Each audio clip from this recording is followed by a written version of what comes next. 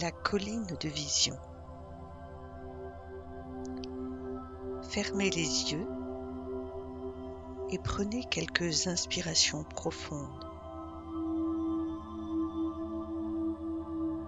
Vous vous voyez vous-même monter lentement une colline abrupte au plus fort de l'été. Sentez la chaleur du soleil sur vos épaules. Écoutez le chant de l'alouette au loin dans le ciel bleu et clair.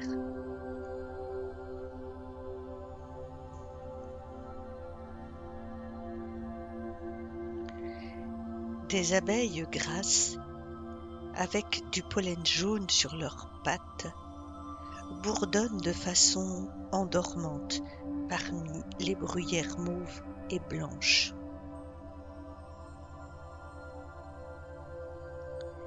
De temps à autre, vous cessez de cueillir les minuscules baies bleu-noir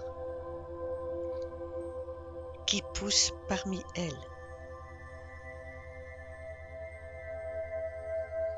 Vous en mettez quelques-unes dans votre bouche et vous aimez le petit jaillissement du jus. Vous en mettez d'autres dans votre poche pour plus tard.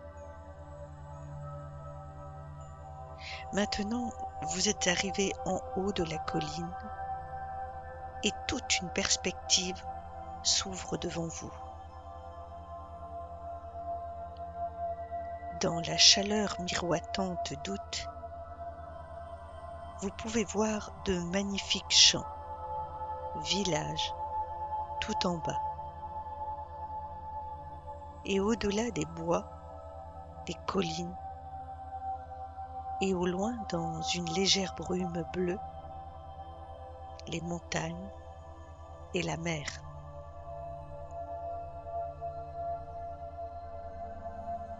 C'est le paysage de votre vie. Et aujourd'hui, vous avez une occasion de le saisir d'en haut pour avoir une image plus grande, de faire une pause et de voir comment votre âme s'y prend pour faire sa moisson cette année. Regardez vers l'est. Il y a quelques champs nouvellement défrichés. Le blé commence à y mûrir. Faites en sorte que de nouveaux espoirs, de nouveaux rêves, de nouvelles idées qui vous sont échues cette année génèrent des images.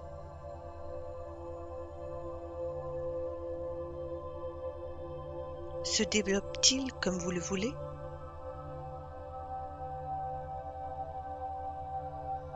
Considérez votre vie et voyez où vous avez visé. Si vous visez encore la cible, qu'est-ce qu'il vous reste encore à faire ?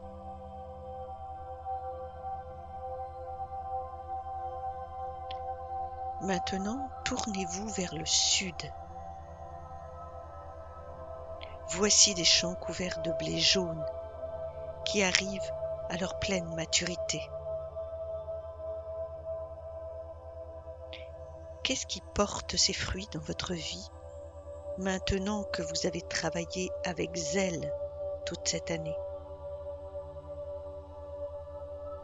Qu'avez-vous accompli comme couronnement des projets créatifs, des cours de formation, des projets professionnels, des relations, des affaires familiales, du travail communautaire, de tout ce à quoi vous vous êtes intéressé?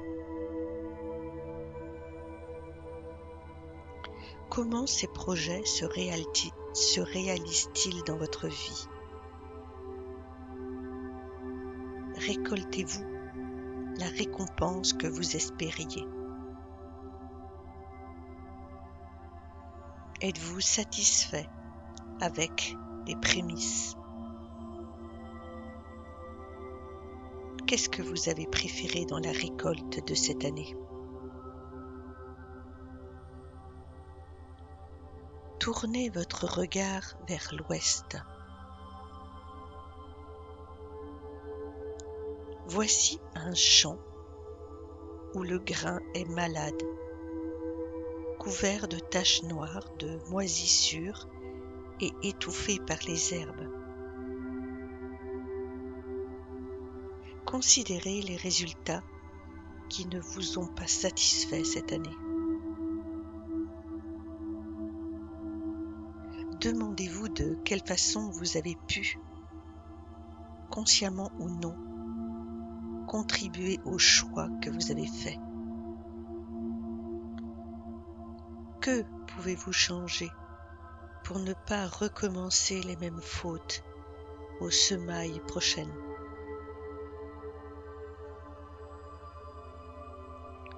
Maintenant, tournez-vous vers le nord. Voici un champ prêt à être moissonné. Quelles sont les choses qui touchent à leur fin dans votre vie? Qu'est-ce que vous êtes prêt à laisser partir?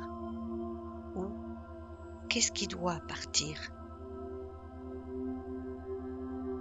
Vous le savez instinctivement, même si vous ne le voulez pas. Une situation ou une relation qui a fait son temps, qui doit être sacrifiée pour ouvrir la voie à une vie nouvelle. Vous pouvez être attristé de savoir que cet adorable champ doré sera bientôt moissonné.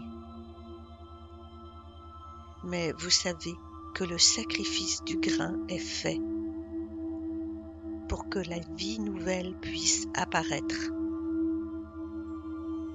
Une nourriture nouvelle qui vous soutiendra pendant les mois d'hiver.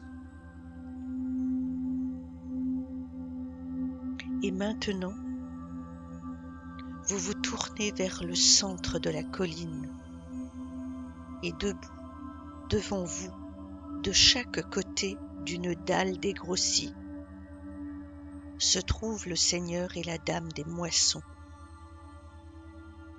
Il est petit, sombre, musclé, avec des cheveux noirs et frisés. Il porte une tunique claire d'étoffe grossière et ses bras sont nus. Dans une main bronzée, il porte une faucille brillante, courbée. Dans l'autre, il y a un épi de blé fraîchement coupé. Elle est une femme forte et belle, avec des cheveux de lin descendant sur ses fortes épaules. Elle est vêtue d'une robe de lin blanc, piquée de bleuets et de coquelicots. Et elle porte un panier tressé, plat, à deux mains. Elle s'avance et lève le panier vers vous et vous offre en silence le cadeau qui s'y trouve. Ce présent est la récolte faite pour votre âme, la récompense de tous vos efforts et travaux de ce cycle. Prenez-le et regardez-le de près. Si c'est un don que vous ne comprenez pas, vous pouvez leur demander d'en éclaircir le sens.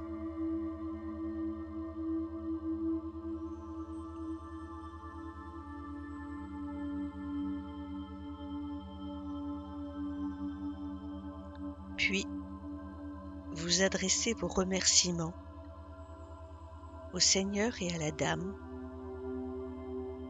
et vous sortez de votre poche les baies que vous avez gardées vous les posez sur les pierres comme offrande. Et maintenant, portant votre cadeau, vous descendez lentement la colline. Vous revenez dans votre vie quotidienne. Puisse la récolte de vos rêves être vannée par les étoiles.